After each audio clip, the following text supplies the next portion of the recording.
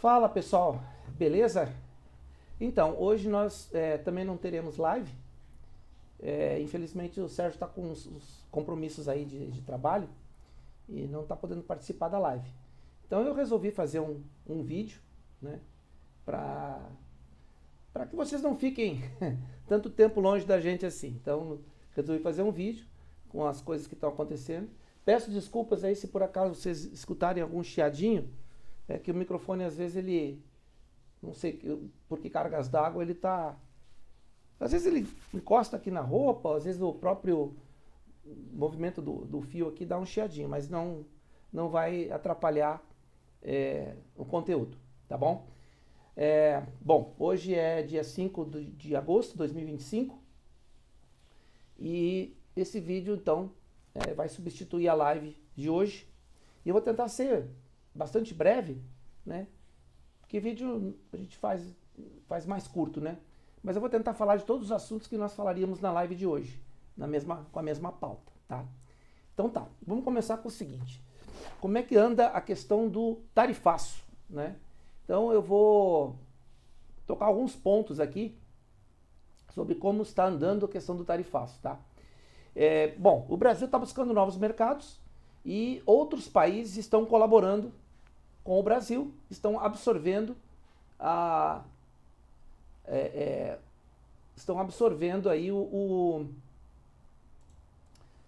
a nossa produção que estava destinada aos Estados Unidos, e um deles é a China.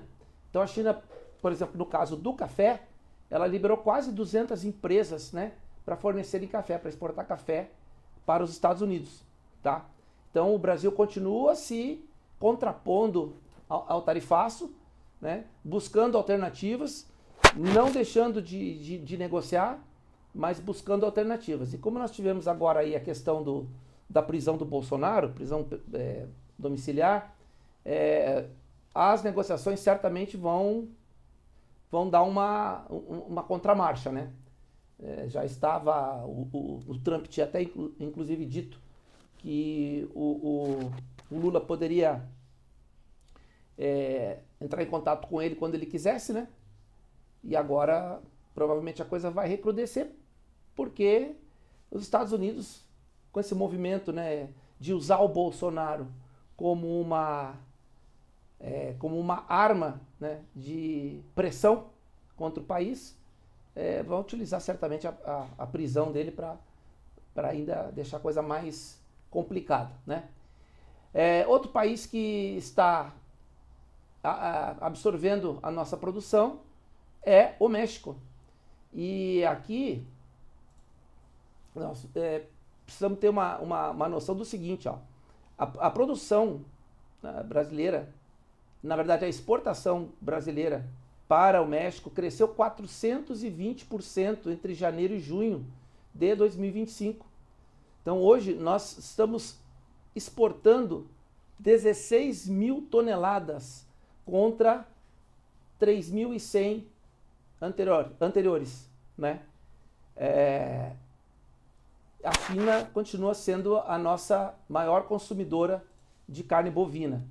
Então, é uma alternativa muito significativa. A gente sabe que o Lula ele tem uma excelente relação com a Cláudia Sheinbaum, a presidente do México, e ele está procurando abrir novos mercados. E aqui a gente vê, ó, de janeiro a junho, ou seja, o Brasil já estava se preparando para a questão do tarifaço. O Brasil não dormiu nas palhas, pelo menos com relação à carne bovina, tá? Então, é nítido o movimento que foi feito desde o final do ano passado e o início desse ano, para que o Brasil tivesse no México mais um grande mercado consumidor da nossa carne, tá?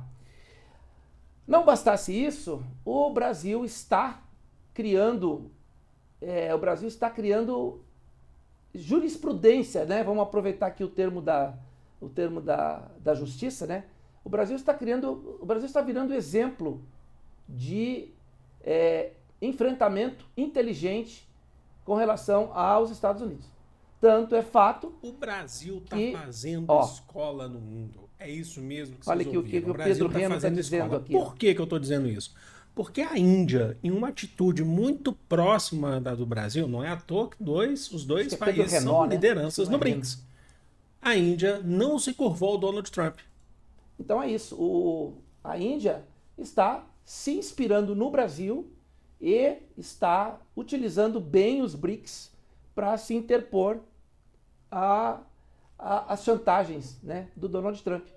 Então vejam como o Brasil passa a ser um elemento perigoso contra os Estados Unidos, porque nós estamos criando modelos de reação, né? A Índia é o primeiro país que se inspira no Brasil e busca, dentro dos BRICS, alternativas para que não fique tão dependente dos Estados Unidos. Por que a China está sendo gravada, né? Está sendo alvo de mais um tarifaço? Porque os Estados Unidos querem que países que se relacionam com eles, né, deixem de relacionar-se com a Rússia.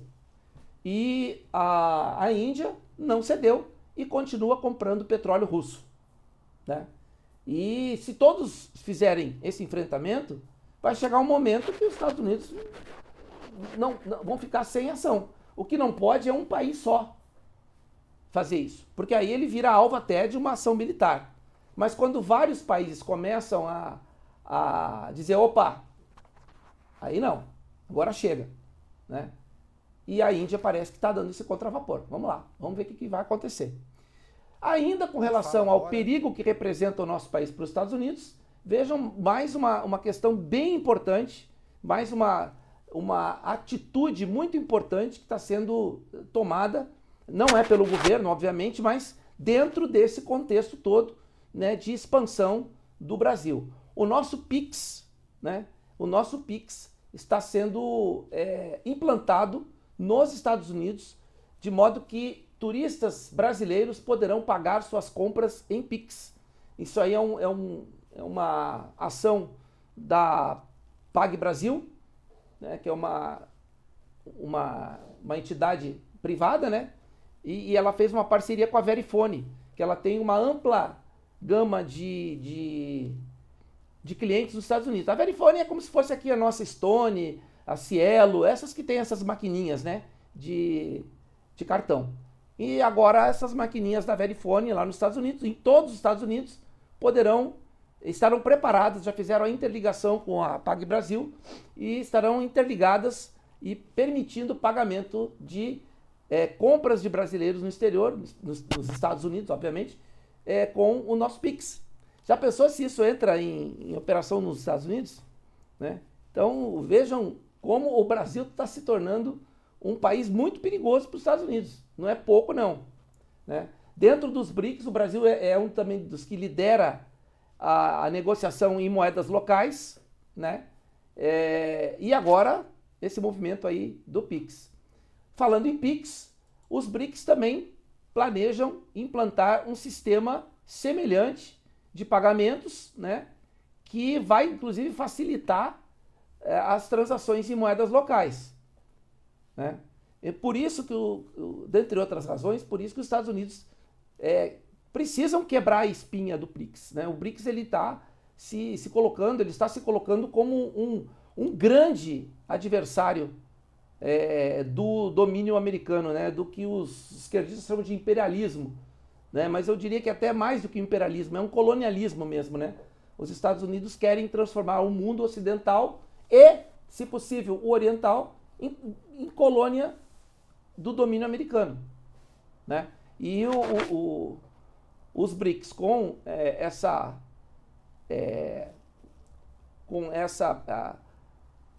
técnica, né, digamos assim, não técnica, mas com a visão multipolar de relacionamento entre as nações de maneira equânime, né, e equitativa, de modo que os países, independente da sua ideologia, do seu sistema político, do seu sistema de governo, possam transacionar sem que nenhum outro país se intrometa internamente na política de cada um. E os Estados Unidos não querem isso. Os Estados Unidos, olha o que eles estão fazendo com o Brasil nesse momento, né? Ontem mesmo, por causa da prisão do Bolsonaro,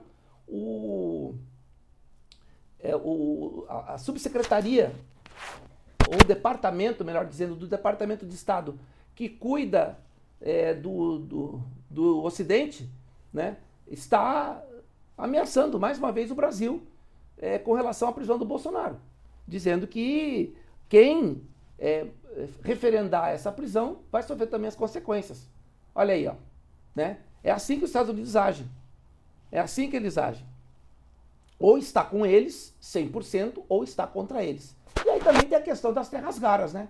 A China, por exemplo, uma notícia recente, a China trancou, né, o fornecimento de terras raras para os Estados Unidos. Está segurando a exportação de terras raras para os Estados Unidos. E aí, as terras raras, chama-se de terras raras um conjunto de minerais raros que são utilizados das mais diversas aplicações, especialmente na tecnologia de modo geral e especialmente mais ainda na tecnologia da área militar.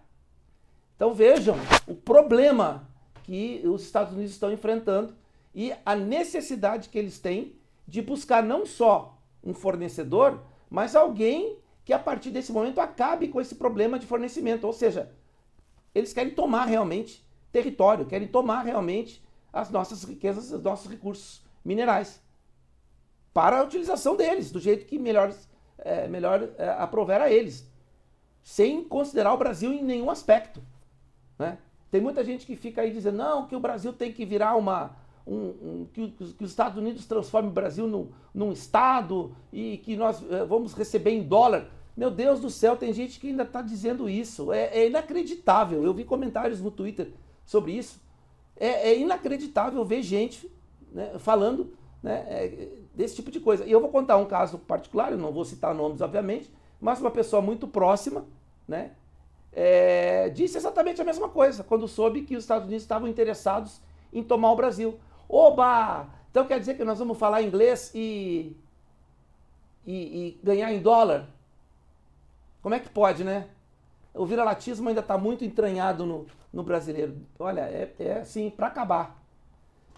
E diante desse quadro, né, o próprio Lula, ele tem atuado com muita cautela nessa relação por motivos óbvios, né? E quando ele vem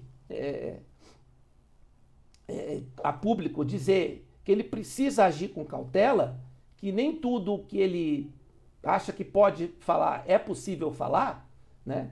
Ele está dizendo o seguinte, olha, a coisa é complexa, né? E praticamente eles estão buscando um mínimo motivo para que a coisa escale ainda mais. Agora, com a prisão do Bolsonaro, essas negociações vão ficar ainda mais dificultadas, né? Esperemos aí os desdobramentos dessa prisão. Eu vou falar daqui a pouco sobre isso, mais especificamente, por que o Bolsonaro foi preso, mas a situação fica bem mais complicada nesse diálogo com os Estados Unidos. Tá certo? Então tá. Vamos lá. Bom, falar de uma coisa aqui complicada, tá? Bastante complicada. Nós temos aqui dois grandes problemas. Deixa eu aqui eu fechei uma guia, mas vamos falar dessa primeira questão aqui, e aí eu retorno com a outra guia que faltou aqui, a outra aba, melhor dizendo, que faltou aqui. Bom, essa senhora se chama Suzana Cordeiro Guerra. Ela é esposa do senhor Elbridge Colby, norte-americano, atual subsecretário do Departamento de Defesa para políticas de defesa. Olha o nível de parceria, né? Digamos assim. Sabe quem foi essa senhora? Ela foi no governo Bolsonaro até 2021, simplesmente presidente do nosso IBGE, o instituto que faz as estatísticas aí de inflação, de emprego, né, nível de desemprego, PIB e outras coisas mais. Tá? O que acontece? Esse senhor Elbridge Colby, né, ele é do movimento MAGA, certo? Ou seja, ele é intimamente ligado com Donald Trump. Tem, inclusive, uma relação, parece-me que pessoal aqui, deixa eu ver se está nessa matéria. Não, eu vi isso num vídeo. Eles têm uma relação muito próxima, mais próxima ainda, com a filha do Donald Trump, a Ivanka, e o marido, que é o Jared Kushner. Então eles têm a Susana e o marido dela têm uma relação íntima. Se eu não me engano, tem até uma questão envolvendo aí, parece-me que são padrinhos de casamento, alguma coisa assim. Então, quer dizer, uma relação bastante próxima, né, com o governo Trump, e foi uma das pessoas importantes do governo Bolsonaro quando chefiava o IBGE. Ela agora ela vai ocupar a vice-presidência do Banco Mundial para a América Latina. Olha o poder que essa mulher vai ter nas mãos, inclusive de direcionamento de recursos para os países, tá? Então ela vai ocupar a vice-presidência para a América Latina. Uma brasileira, trumpista, bolsonarista, né? E que podemos desconfiar que ela seja um dos grandes contatos do Eduardo Bolsonaro dentro do governo americano, tá? Mas tem uma coisa ainda tão ruim quanto. Olha só o que veio a público numa matéria do Intercept dessa semana. Vocês estão vendo essa imagem aqui, vou ampliar aqui, ó. Essas duas pessoas, essa mulher, essas que estão aqui do lado esquerdo do Eduardo Bolsonaro, uma mulher acima e um homem aqui abaixo, né? Eles são um casal, né? São policiais federais que estão atualmente afastados da Polícia Federal por iniciativa própria. Ambos entraram com um pedido de licença para tratamento de interesses particulares, né? E se mandaram para os Estados Unidos. Eles já estavam naquele país desde dezembro do ano passado e entraram com um pedido no início desse ano, abril e maio, respectivamente. O André e a esposa dele. Deixa eu fechar aqui. Não quero newsletter aqui, não. Por que agora não está conseguindo fechar? Deixa eu abrir aqui novamente a matéria. Fechando aqui.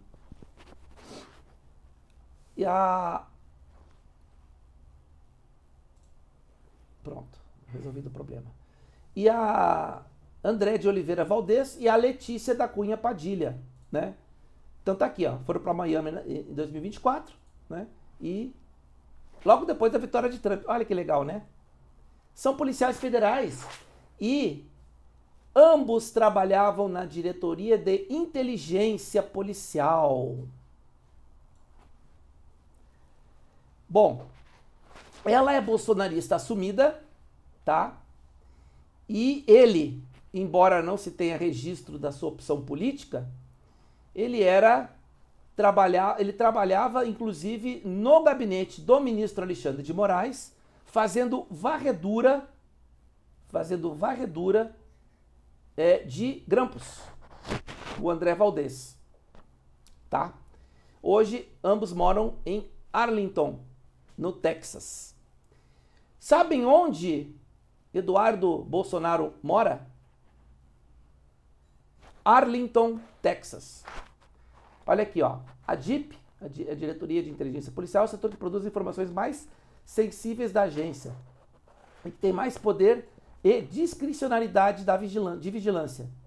Um vazamento por parte da DIP é do maior grau de risco que se pode imaginar em termos de investigações conduzidas pela Polícia Federal, explica André Ramiro, pesquisador e visitante do Digital Civil Society Lab da Universidade de Stanford e especialista em tecnologias de vigilância.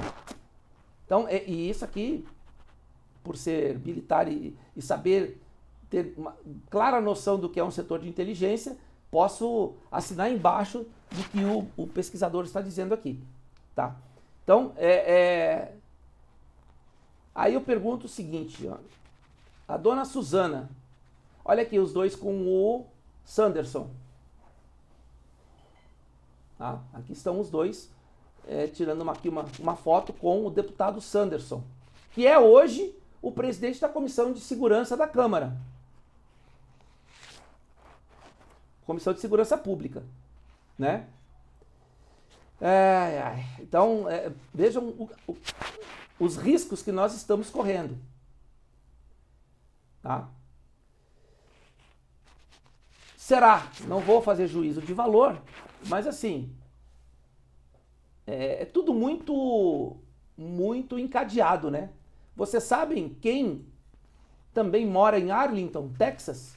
Esse cidadão aqui, chamado Paulo Generoso, um dos grandes agitadores das manifestações dos quartéis em 2022, do pós-eleição de 2022.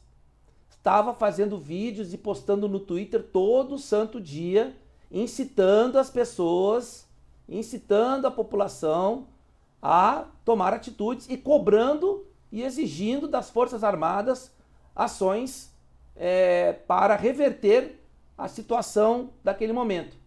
A situação daquele momento é a narrativa de fraude eleitoral.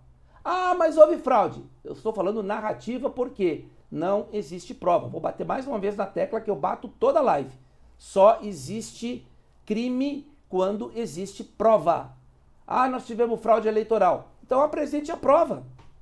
Serimedo não é prova, mas hoje o Serimedo está lá na Truth Social, que é a rede social do Trump, mostrando todo aquele trabalho que ele fez, né, das urnas, que não tem base nenhuma factual, né, que possa indicar fraude eleitoral.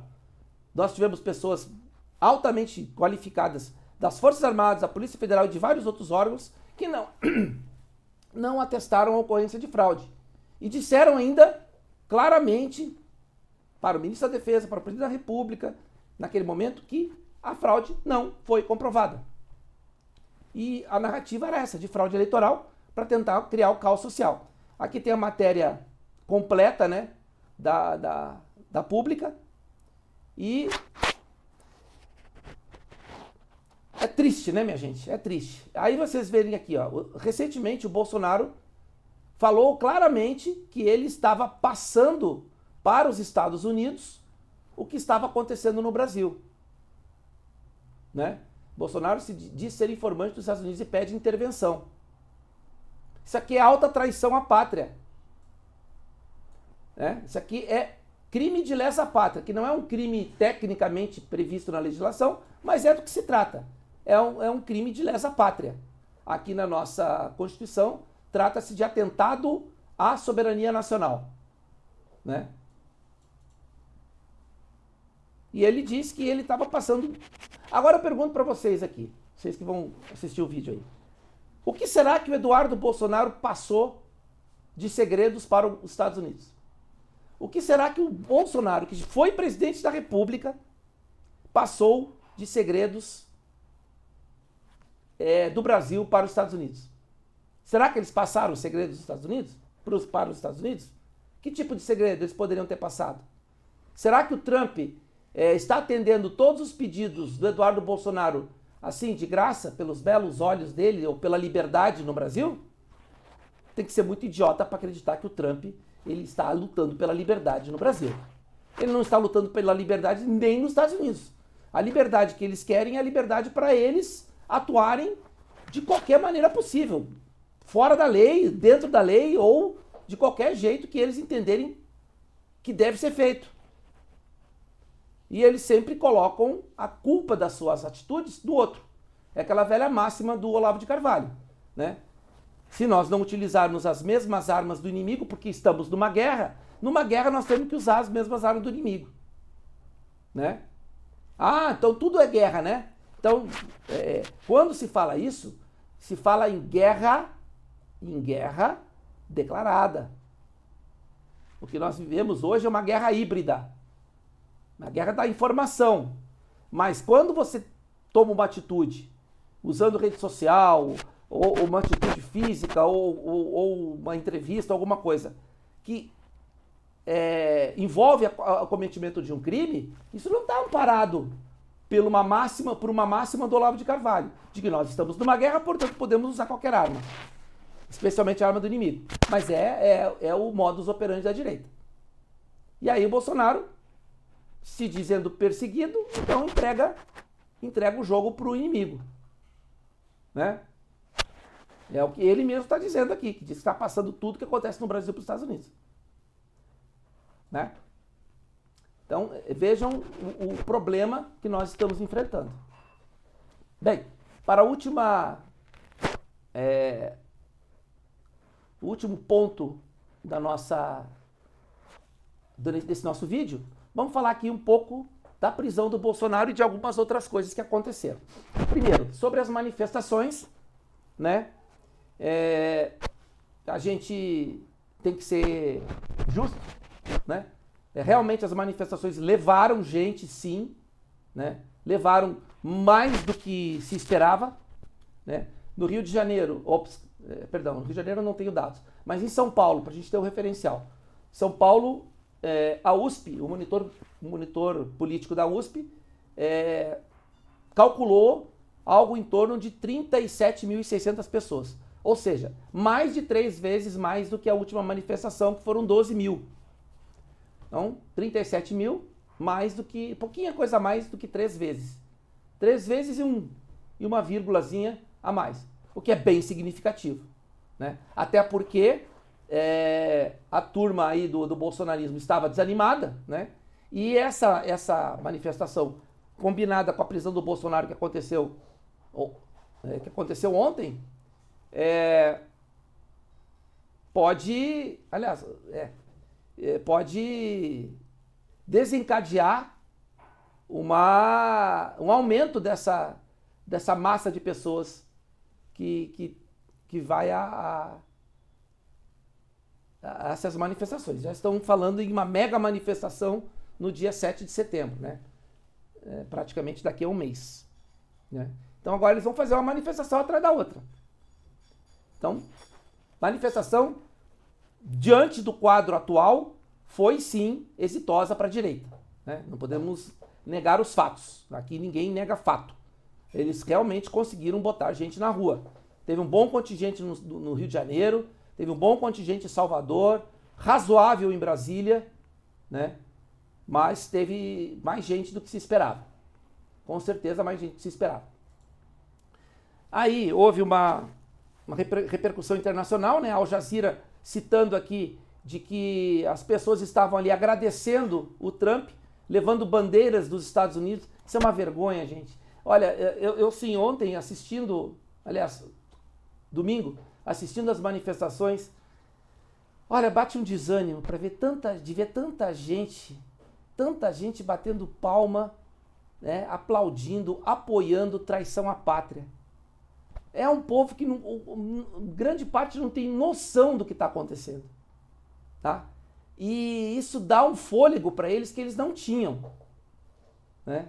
E tanto isso é verdade que o volume de pessoas nas manifestações é que ensejou a prisão do Bolsonaro. Já eu explico quando for falar da prisão, tá? Então é muito triste ver esse tipo de comportamento das pessoas que apoiam a traição. Até coloquei lá no Twitter, né, uma postagem falando: infeliz do país que celebra a traição, né, e que aplaude a tentativa de entrega do país, né, e aplaude uma nação estrangeira tentando tomar a nossa nação. Assim, se um dia eles conseguirem êxito, é porque o Brasil realmente teve o que mereceu. Sinceramente, ainda tem muita gente que está nesse pesadelo, achando que a solução para o Brasil é se entregar de corpo e alma para uma nação estrangeira. E eles usam o mantra de que se não é para os Estados Unidos, vai ser para a China, então que seja para os Estados Unidos. E a gente tem tentado desmistificar isso aqui, mas além do nosso alcance ser pequeno, essas pessoas não estão dispostas a ouvir a verdade, né? Não estão dispostas a ouvir a realidade, né? E eu tenho casos de família, inclusive, que são completamente avessos, né? As pessoas são completamente avessas a ver a realidade, né? Então, aí está.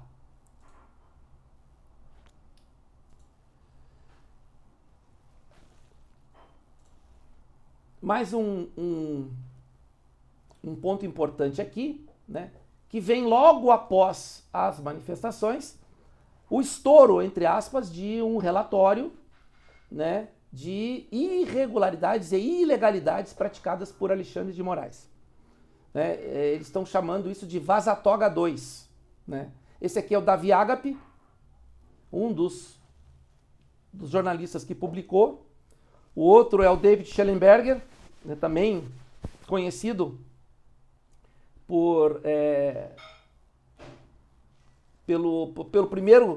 pela primeira postagem da Vaza Toga e pela postagem dos Twitter Files, ou seja, duas montanhas que pariram um rato só, né? Talvez provavelmente essa aqui é a terceira montanha que vai combinar-se com as demais para parir o mesmo rato. Porque assim, eu vou abrir aqui o relatório, tá? E vou mostrar rapidamente para vocês aqui, porque eu acredito que isso aqui não tem a mínima consistência em termos de prova de ilegalidade, tá? Aqui, eu nem vou me ater a esse texto, porque assim, existe um ditado que diz, o papel aceita tudo, né? Isso aqui nada mais é do que um texto escrito por alguém, no caso o Davi Agape, que está mostrando aqui a visão dele, que não é a visão calcada em provas, na minha opinião. Por quê? Vamos às provas, tá? As provas utilizadas são conversas, né? Um print, uma imagem editada dessas conversas, tá? De um grupo chamado aqui Audiências de Custódia. Esse grupo foi criado para as tratativas relativas às audiências de custódia dos presos do 8 de janeiro, certo? Então aqui, essa Cristina, a Cristina ela não sei se ainda é, né, chefe de gabinete do Alexandre de Moraes. O Eduardo Talhaferro é o cara que trabalhava no TSE, né? A Cristina é chefe de gabinete do STF. E o Talhaferro era da seção que trabalhava, né, da repartição que trabalhava com fake news e transparência, etc. Então, eles tinham esse grupo, né, e a ideia aqui, né, isso aqui mostra que está um pouco, olha aqui, 13 de janeiro de 2023, ó, logo depois do ocorrido. 13 de janeiro, logo depois, poucos dias depois, 4 dias da prisão, né, da detenção dos mil e tantos, né? Aqui, no caso, foram 1.200 e depois outros que foram capturados posteriormente. Esse aqui era o pessoal que estava no QG do Exército, tá? Então aqui é um diálogo simples, não tem nada demais aqui.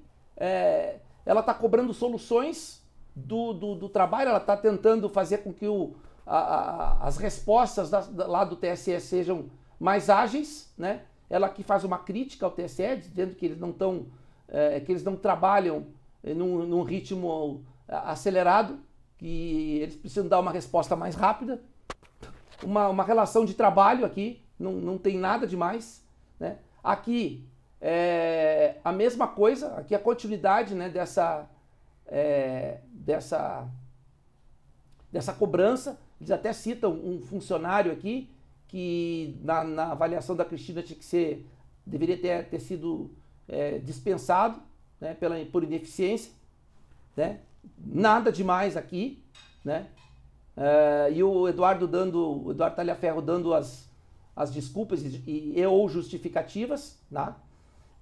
Aqui fala que também a continuação do mesmo diálogo, ainda no dia 13, né? Aqui ela cita um dos juízes auxiliares, né?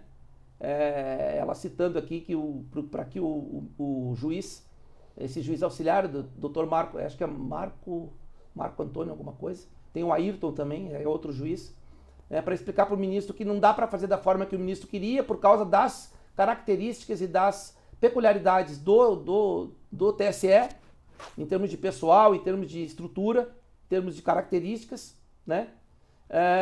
Eles falam aqui em certificação, né? Eles fazem uma pesquisa e essa pesquisa da pessoa daria como resultado uma certidão. Uma certidão positiva se a pessoa, dados relativos a alguma coisa envolvendo a tentativa de golpe de Estado, né, ou alguma articulação fosse encontrada. E negativa se nada fosse encontrado. E eles tinham uma dificuldade muito grande porque não havia os grupos de Telegram e de WhatsApp que foram criados naquele momento para combinar, né, como se daria aquela barbárie lá no dia 8 de janeiro, eles tinham sido todos derrubados, né? Aqui, por exemplo, ó, veja bem, ó, ainda no dia 13, olha isso aqui, ó. Eduardo, vamos pensar duas coisas, precisamos disso com rapidez. Olha o que ela diz aqui, temos 1.200 pessoas custodiadas e a maioria delas vai ser liberada.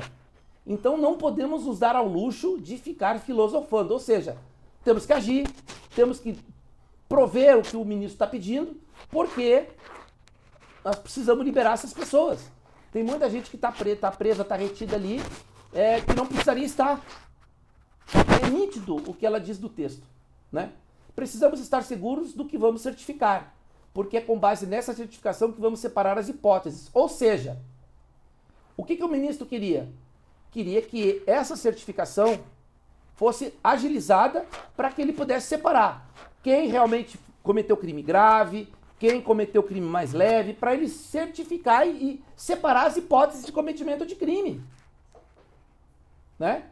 E aí, porque olha só, pelo ritmo que a coisa estava acontecendo, ela diz, ó, não temos como chegar ao final do dia e ter apenas 30 ou 40 identificados. Levaríamos 30 dias para soltar todos. É prioridade do ministro. Veja o que você precisa de material para trabalhar e nos avise. Ou seja, ela está cobrando do Talhaferro agilidade para poder fazer as audiências de custódia com base no material, porque o que acontece? Essa certidão seria levada para a audiência de custódia para confrontar a pessoa, para lhe explicar o que estava acontecendo ali, naquele momento, naquele print, naquele link, naquele grupo que a pessoa foi plotada, foi identificada. Então, quando eu via a certidão negativa, ia para a audiência de custódia, tchau. Nada foi encontrado contra você, pode ir embora. Positiva, me explica o que está acontecendo aqui. Por isso que quando tem gente que diz, teve gente que foi presa por um post de 2018. Negativo, não é bem assim. Esse post de 2018 pode ter sido utilizado para compor, né, todo o material para poder realizar as audiências de custódia. Não se pode liberar. A PGR deu parecer para liberar as pessoas, mas para realizar a audiência de custódia. Não liberar sem audiência de custódia. E para fazer a audiência de custódia tinha que ter o material. Olha aqui, ó. Ó, inclusive pediu aqui final de semana, hora extra e etc, etc. O que tem aqui de mais? Absolutamente nada demais, né? Ó,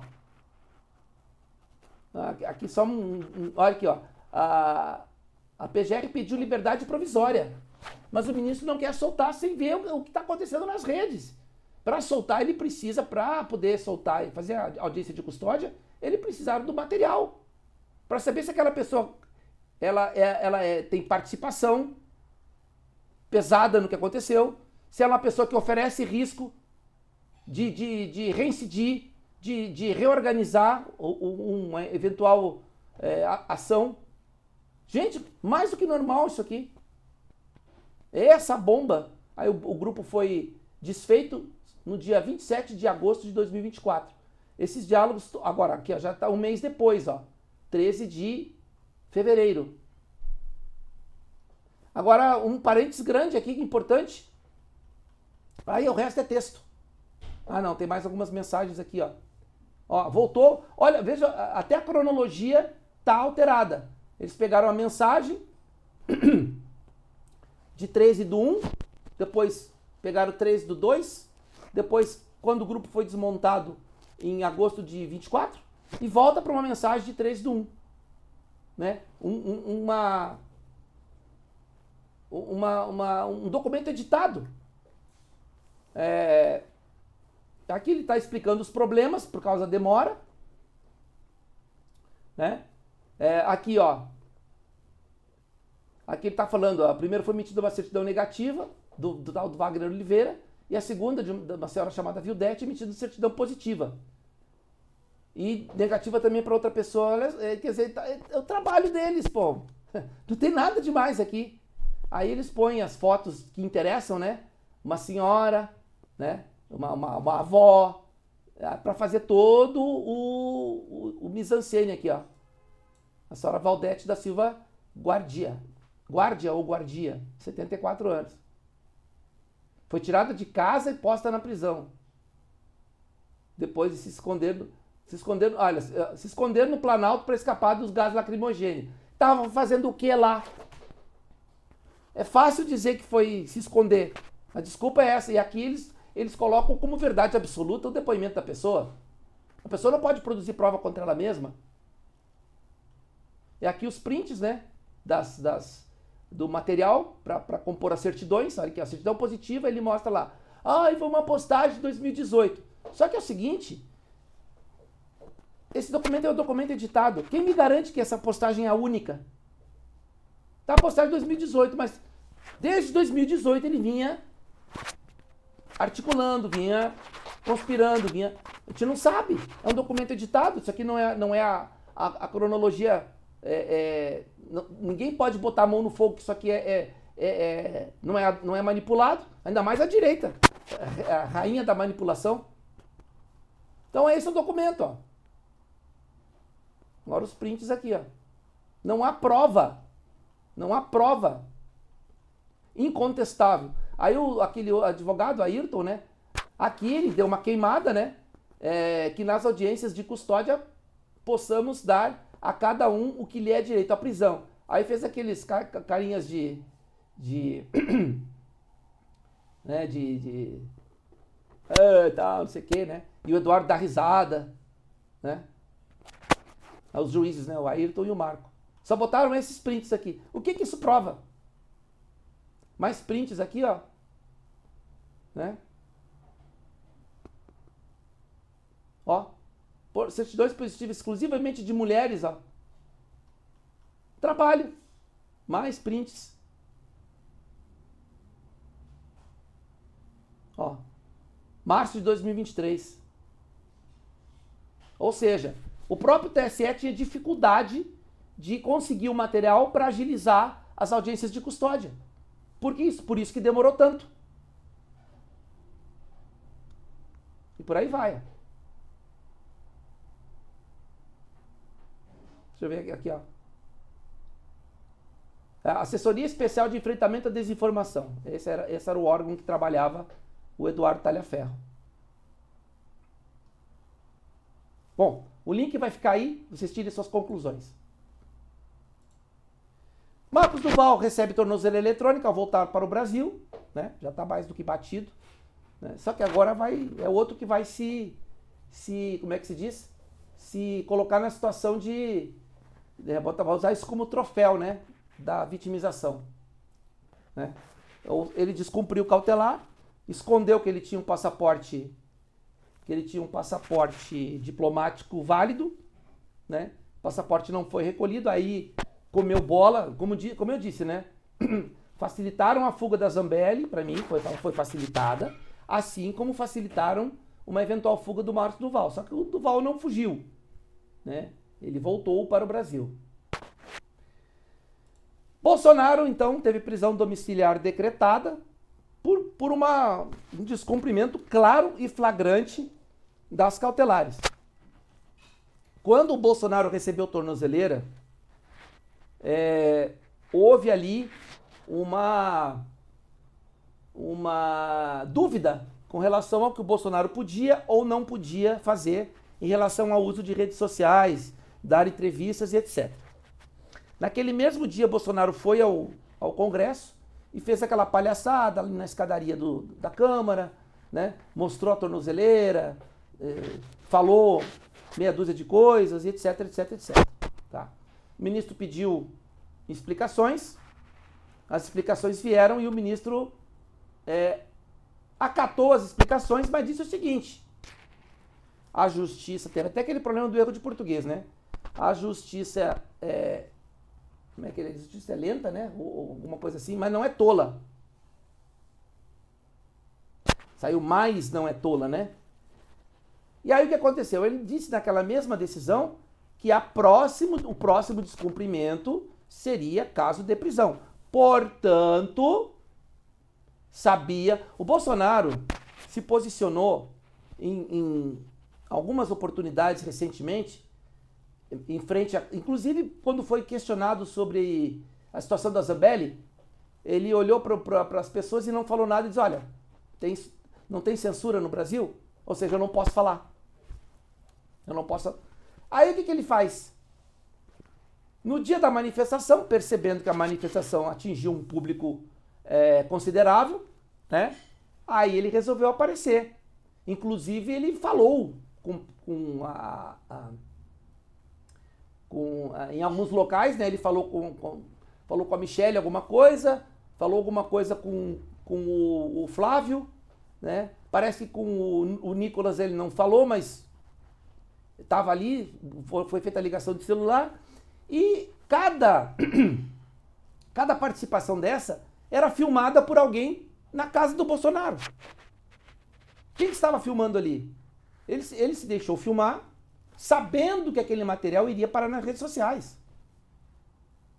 Isso foi premeditado. Foi premeditado, não há dúvida nenhuma sobre isso.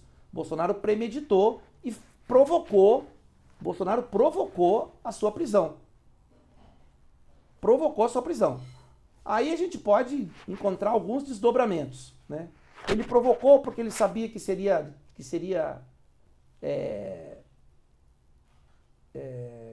em casa, que seria uma prisão domiciliar.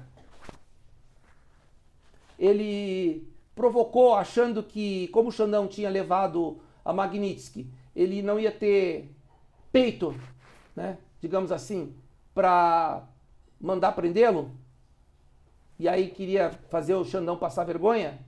Dizer, viu aí, ó, com medo da Magnitsky. Enfim, a gente pode especular sobre isso. Mas a verdade é o seguinte: provocou. Provocou. Foi um ato provocado. Provocado.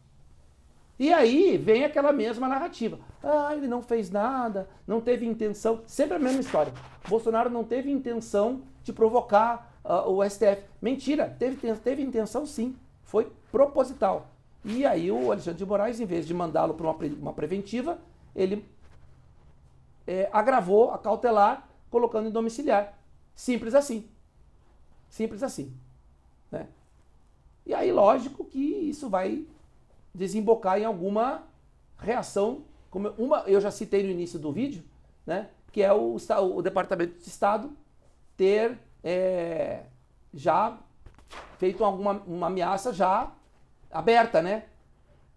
Aos que coadunarem com Alexandre de Moraes. Vamos ver no que isso vai dar, mas que vai ter reação, vai.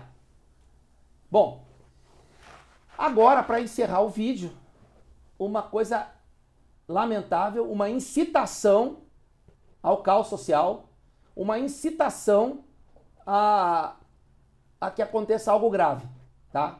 O deputado Sargento Faur, ontem houve uma manifestação em Brasília, logo depois da notícia da prisão do Bolsonaro, e o Sargento Faur, ele apareceu com uma camisa, tá? Aqui está invertido porque Pegou a câmera, talvez a câmera da... Mas aí mais à frente tem uma imagem bem nítida do que está escrito na camiseta dele. Olha lá. Tenha fé.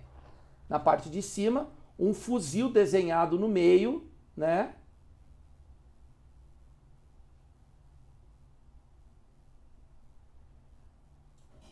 Mas vá armado. Ou seja, tenha fé, mas vá com tudo. Fé só não resolve. Tem que levar arma. Levar arma para quê? Aqui ele está incitando uma revolta armada. Isso aqui é mensagem mais do que subliminar. Embora ele não tenha dito isso a viva voz, ele está dizendo nos dizeres aí, dizendo nos dizeres, né? Para ser bem pleonástico, aí dizendo nas linhas, não é nem nas entrelinhas, é nas linhas mesmo, são nas linhas mesmo, que as pessoas saiam para o tudo ou nada. Não é como esses velhos aqui estão falando, que eles querem o caos de qualquer jeito, que eles precisam do caos para tentar conturbar o país de uma maneira a envolver as Forças Armadas, a envolver as Forças de Segurança, para que isso cause uma situação de tal porte que eles peçam a intervenção estrangeira, inclusive bélica, ou principalmente bélica. Tá aí. Tá aí o que nós estamos dizendo há muito tempo. Muito tempo. Triste os destinos que o Brasil está tomando. Muito triste. O destino, né, que o Brasil está tomando, dependendo dessas figuras asquerosas aí. E do outro lado, a esquerda tem um núcleo também favorável à reação de conflito. Onde nós vamos parar? O povo não vai entrar nessa, o povão.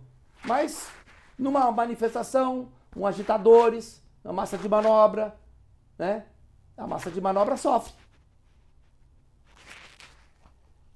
A gente está... Toda manifestação a gente fica preocupado que algo ruim possa acontecer. Até agora não aconteceu, mas uma hora dessas acontece. Tá bom, pessoal? Então não posso garantir que nós tenhamos live na quinta-feira. O Sérgio disse que está complicado. Se não tivermos live, farei outro vídeo, então, com os desdobramentos aí da situação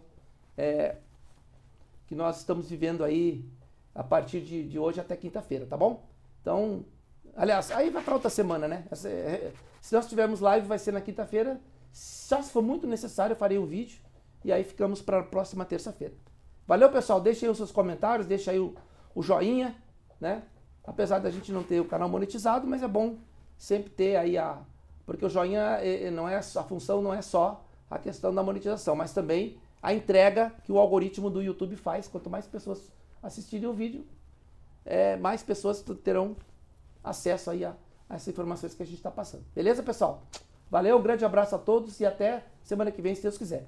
Ficando sempre na dependência de que, se pudermos realizar uma live na quinta, o faremos. Se não pudermos, eventualmente pode ser que eu faça outro vídeo.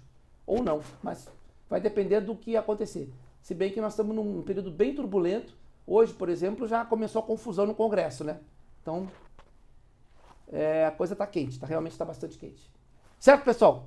Valeu, então, um grande abraço a todos. Até a próxima, se Deus quiser. Valeu!